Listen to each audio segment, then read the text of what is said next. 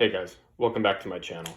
This is going to be another informative video that I'm going to be putting up here. And this one, the title's a little contentious, but I'll get into it. And this is why sumo is cheating. So let's actually define sumo, just so we're all clear.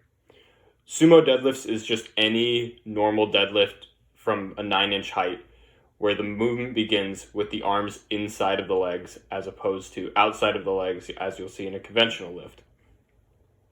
Now, the stance width can vary drastically, okay? Not all sumos are the same, but we have to be clearly defined in what a sumo is. So on the left, you'll see Ed Cohn. He is the greatest powerlifter, I believe, who has ever competed. He had something like a 901 sumo deadlift in a competition with a power bar. And then by contrast, this is the current all-time world record holder in the deadlift in powerlifting. That means no straps, but sumo is allowed. With, I believe it's a 1074 squat. I should have said this is Danny Grigsby. He is a great powerlifter. Nothing taken away from him. Now, why does it matter? Sumo deadlifts do unfairly bias toward a certain body type. People who have longer arms, externally rotated hips, which is something you can't see from the outside, as well as people who have longer, I would say femurs specifically, but longer legs in general, are going to be way more advantaged in sumo as opposed to someone with shorter limbs and a longer torso.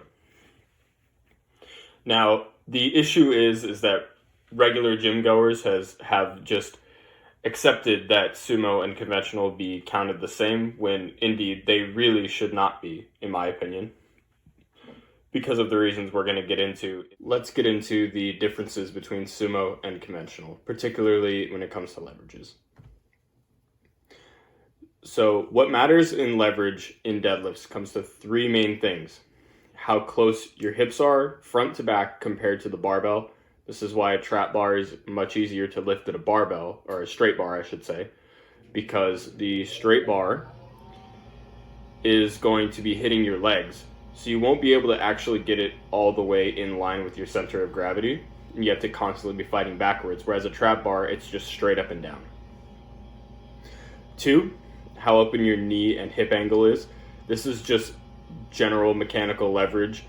It's going to be a lot easier to get something completely straight if it's not as bent to begin with. You can almost think of like a car jack, where as you're pumping it up, the levers inside of it start out very bent, but as you pump it up, they straighten to where if they're almost all the way straight, you can basically just flick the tire jack and it'll snap right into place. But if you did that at the bottom, it wouldn't do anything. You would just look like a moron. Although I guess you would look like a moron either way. I digress. The third piece of importance, and this is probably the least important thing, but it is worth mentioning, is how upright your torso is at the beginning of the lift. Now, the upright torso does not actually mean that much as far as how much weight you can lift.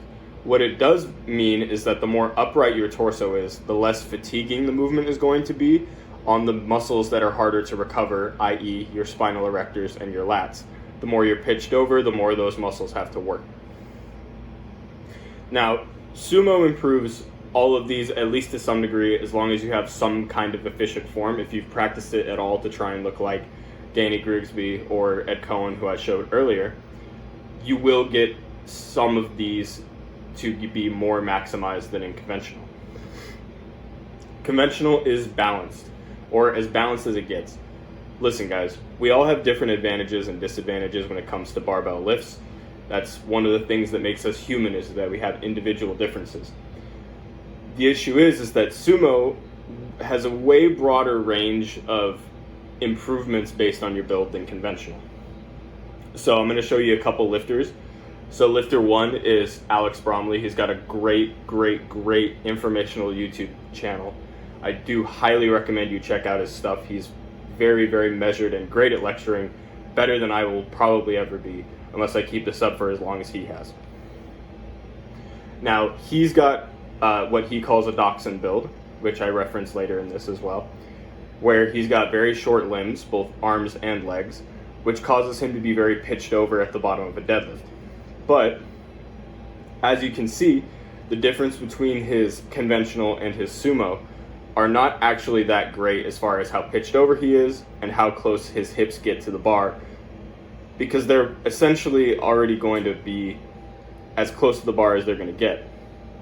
Additionally, he probably doesn't have the hip structure, as many of us don't, to have his femurs and his legs point outwards quite the same as some other people, like Lifter 2. This is Tyson Ridenauer. He's also got a great YouTube channel.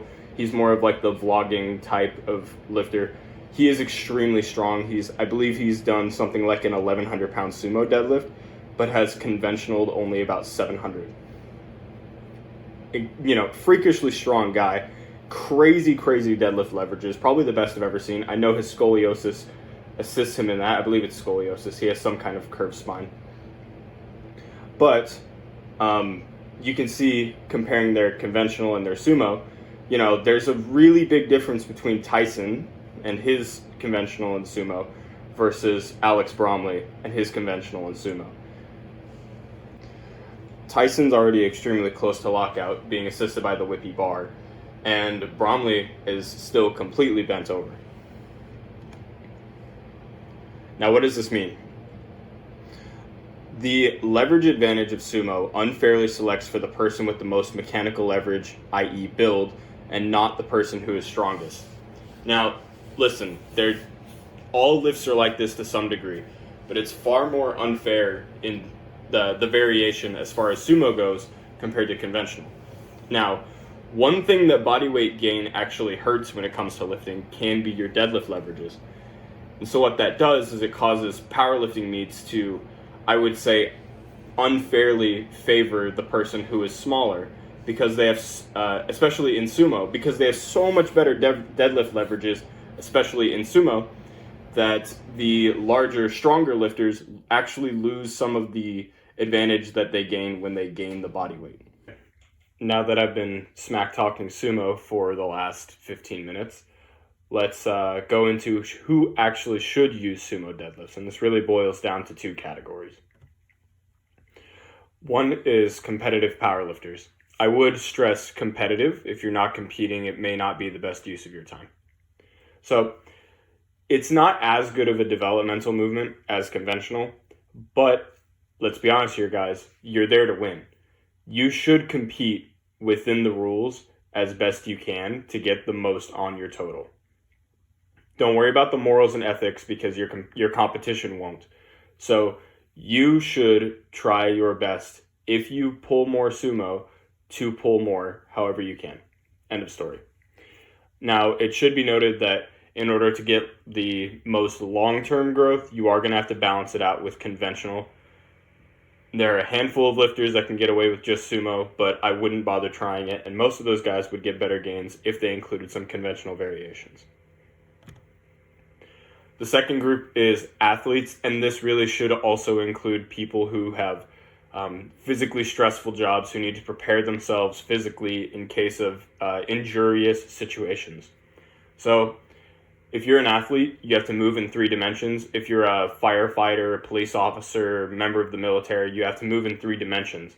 When you're doing a sumo deadlift, you kind of move in 3 dimensions, because in order to gain stability in your hips and your ankles and your knees, you have to push laterally. You can't just move front to back.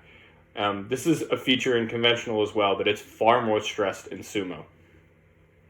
Also, for particularly for those people who are concerned about injury risk, or who are in jobs that require you to be able to perform without injury, sumo does have a lower injury risk, so that is something to think about. So, speaking of, if you do have injuries, if sumo allows you to train without pain, do it. Don't do this stupid moral thing that I did in the past. The gym is about enjoying yourself. If a movement allows you to train or rehab without pain, it should be used to its fullest. End of story. Now, who should not use sumo deadlifts? Ready? everyone else. Okay? If your only enjoyment is doing what you like, that's fine.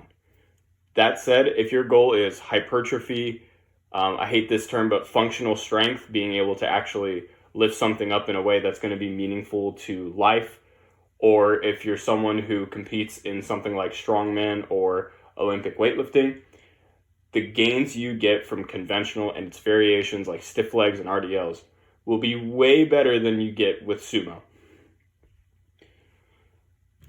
All right, guys. Thank you for watching. Hopefully this one's a little shorter than my other informational videos, but I really do want to say that I appreciate the time you guys put into watching, and like, comment, subscribe. If you disagree with my opinion, tell me why I'm wrong. So, thanks again, guys.